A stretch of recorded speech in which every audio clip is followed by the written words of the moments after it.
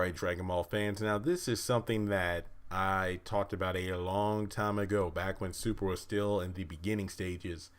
And really has to do with Vegeta being able to use God Ki and become a Super Saiyan God in terms of the manga, but also a Super Saiyan Blue in the anime and manga, but and Resurrection F. But basically, if you want to say like, oh man, just get over it, this isn't a topic to discuss anymore. Well, I mean, hey, you can click off, it's whatever.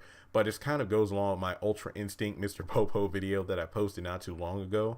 And it's all about, Dragon Ball Super kind of retaking ideas from past series and then dressing it up as something new and then presenting it in the super lore to make sense. But we need to go back to when Vegeta was first wanting to train with Whis because he didn't want to be left behind in Goku's dust, but also wanting to power up to a point where he can actually match Lord Beerus.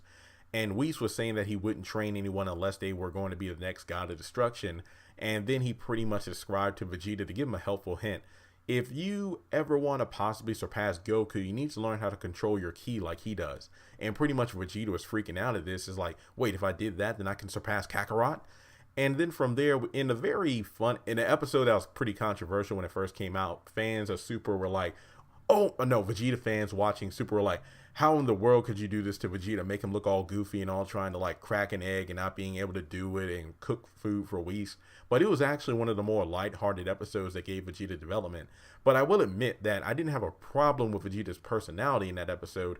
I just had a problem with the fact that he didn't have ki control. I didn't really understand that. Because if you go back to Dragon Ball Z, based on, and again, this is just my interpretation of what Whis was telling Vegeta. The way he was describing the whole ki control thing, it reminded me of what Goku and Gohan did way back in the Cell arc when they mastered Super Saiyan and became like full power Super Saiyan or Super Saiyan grade, was it grade 4 technically? Because it was Super Saiyan grade 2 or Super Vegeta, Super Saiyan grade 3, which was like Ultra Super Saiyan Trunks, and Super Saiyan grade 4, which was full power Super Saiyan, which was pretty much being able to remain a Super Saiyan, but being in a calm state and not having the strain of energy, stamina loss and whatnot, and being able to control their power in everyday life. Like, it was a struggle at first because seeing Vegeta unable to crack an egg reminded me of Goku and Gohan not being able to hold like glass cups when they were at their house and Chi-Chi got mad, but over time they got better with it. So to me, it's like Vegeta should have known how to do this a long time ago. True, I was a bit frustrated at this back in Dragon Ball Z. Remember when Goku went to go visit Perfect Cell in the arena, then came back and said that he can't defeat Cell? Vegeta was just in shock as everyone else. And then when Goku and Gohan went to Korn's tower really quick, Goku powered up to about half of his strength to show Korn what he was capable of. And Vegeta was freaking out because even Piccolo or Trunks said that if Goku unleashed his full power, I doubt any of us would be standing here right now, showing that if Goku went full power, he probably would have blew away Korn's tower along with Kame's lookout and everyone standing on it. Vegeta was pissed and was like, Piccolo, get in the time chamber right now, because he wants to go in there after Piccolo. And I believe that was one of the most interesting Goku and Vegeta scenes, because that was one of the first times that Goku straight up said something to Vegeta. He was like, oh, so Kakarot, you think you're more powerful than I am now? And he's like, oh, I know I am. I'm a lot stronger. And that got under Vegeta's skin.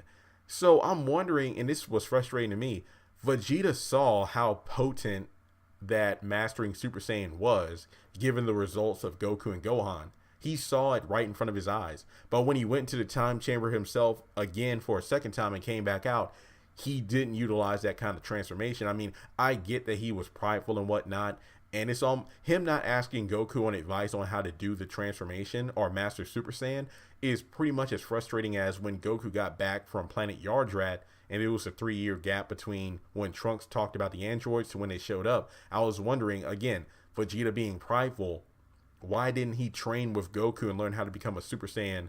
I'm pretty sure the process would have been a lot faster, and with him and Goku training together, they would have gotten a lot stronger before the androids showed up. Same thing if they went in the time chamber together before the android / cell fight began. So many questions to go along with that. But when I'm looking at Dragon Ball Super, you know, we pretty much just told Vegeta, hey, if you learn to control your ki, you can get stronger. And then we flash forward to, I think if I'm not, I could be wrong here, but I think Whis was training Vegeta for several months, like 6 months or more, before Goku finally went to Whis' planet, Beerus' planet as well.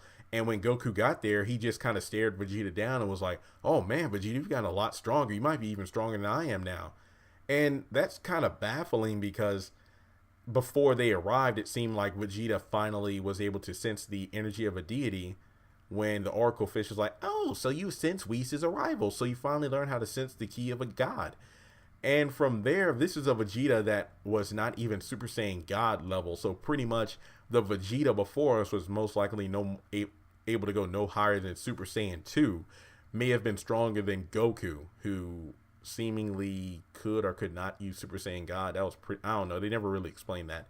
But to me personally, I don't really like the idea of Vegeta being able to go Super Saiyan God level just by reaching the ability to control his ki. I mean, perhaps Whis did special training we didn't know about. I mean, before Goku showed up, Vegeta did said that he never sparred with Whis. The first time he did was when Goku and Vegeta both sparred at him. Went at him in a sparring match, and that's when Whis pointed out their flaws. So pretty much we can assume that Vegeta was just, you know, doing household chores, lifting those weights, and then Beerus would blow them away. What was it? Whis would teleport Vegeta into Beerus' chambers when he was asleep, and then he would have like a bad dream and spit an energy blast at his direction, and Vegeta would either dodge or just barely survive. So, I'm just throwing this out here. Maybe Vegeta got like, I don't know how many Zenkai boost.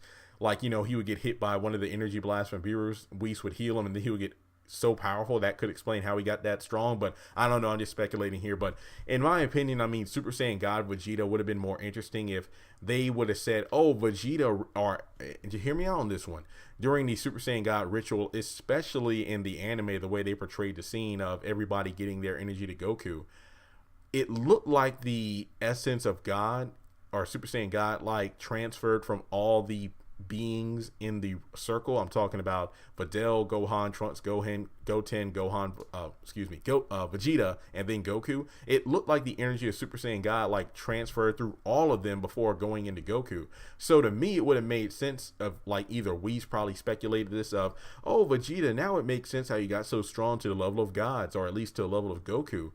Because while you were in the Super Saiyan God ritual, every party involved received a little bit of essence of the Super Saiyan God transformation. So pretty much the way I'm training you is to control that godly energy.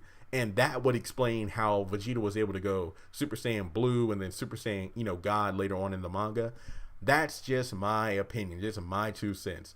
I mean, since Super is coming to an end soon, I'm pretty sure a lot of bigger YouTubers out there will be doing videos like this talking about the pros and cons of Super, how things could have been written better in certain sagas. So that's just my 2 cents. What do you think about it? Do you think that Whis' ki control training is nothing more than rehashing what Gohan and Goku did back in the Cell Saga? Let me know your thoughts in the comment section below. Hit that subscribe button if you haven't done so already, and I'll talk to you in another video.